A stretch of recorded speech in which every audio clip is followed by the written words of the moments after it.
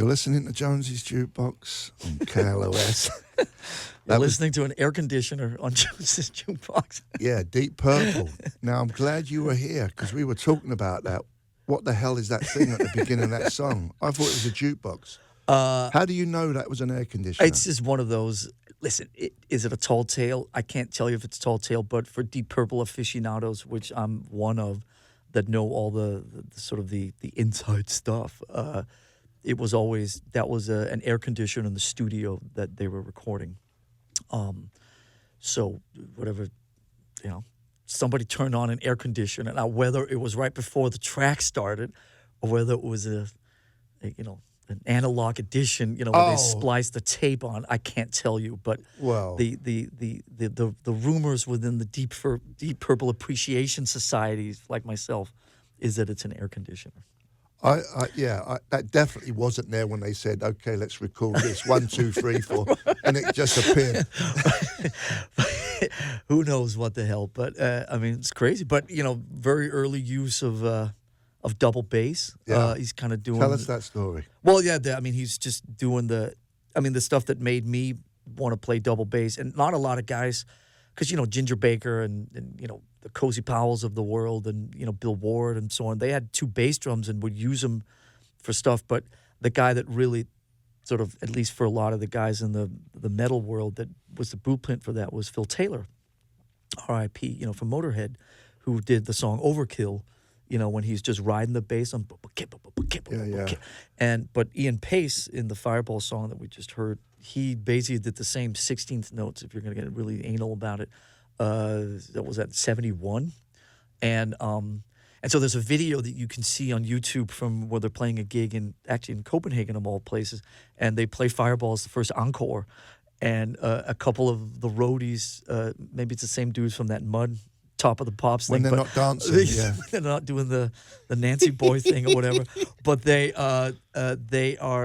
bring out the second bass drum just for Fireball. The second bass drum does not grace the stage for the first 2 hours of the Deep Purple show. It's only there for the encore, and then unceremoniously it gets taken away again after they play Fireball. So that's 1972 for you. We were sitting here off air talking about why that happened. Dissecting why that. Yeah, and I'm not sure anybody has a satisfactory answer for that. But next time I see Ian Pace or Roger Glover, I'll see if I get deeper into it, and I'll report back to you guys as quick as I can. Why wasn't it there the whole time? Why was it just brought on?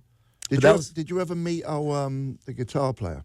Blackmore? Yeah. Yeah, I met him a couple of times. We played some shows with Deep Purple in mid-'80s, and we were doing some of those European festivals, and we did in Germany.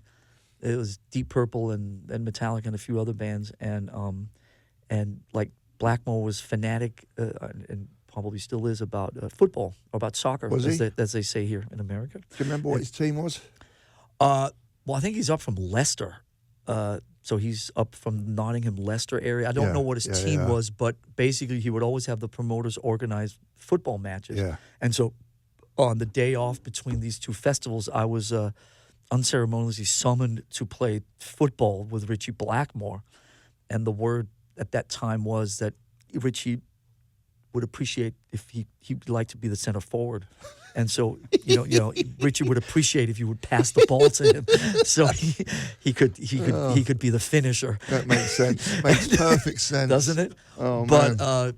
I met him a couple times. He was always, he was aloof and arrogant, and that was kind of his thing. And I remember the very first time I met him, I stuck my hand out and say, hello, and you sort of clumsily say, how you doing? And he said, if I said I was good, that would be such a cliche answer. He went into something like that. But Deep Purple was the first band I ever saw in concert in 1973 in Copenhagen, actually with Gillan and Glover, the early lineup. And Deep Purple for me has always been the pinnacle of all that. So Richie Blackmore and the rest of the gang, they hold a special place in my heart. So aloof, arrogant or not, we'll let him slide. That was also kind of part of his sort of on-stage personality, was that aloofness. And in some way, it was there was an unpredictability and an impulsivity that was really cool. Right. You never quite knew what was going to happen next. Which is good. Yeah, which, is something that certainly is is missed in rock and roll Rock and today, roll. where